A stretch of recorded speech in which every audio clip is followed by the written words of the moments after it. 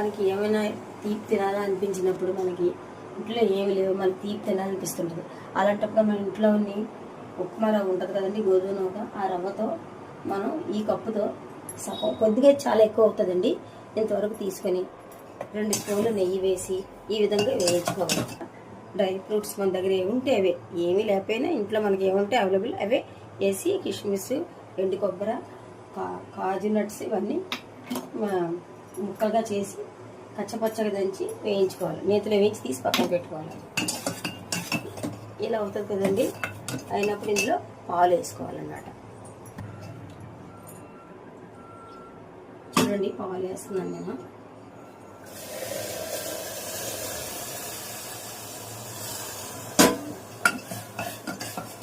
చూడండి,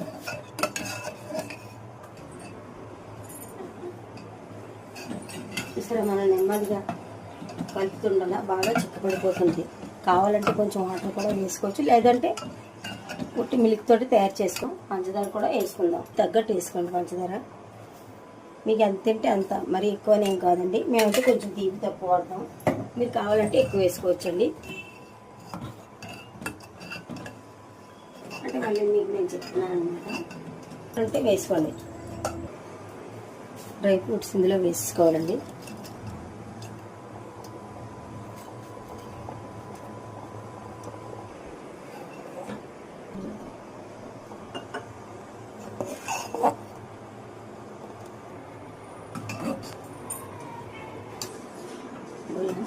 చూసారా, రెడీ అయిపోయింది. రుచికరమైన పాయసం రెడీ అయిపోయింది. చూసారా, చిటికలో అయిపోద్దండి. మన ఇంట్లో ఉన్నతోటి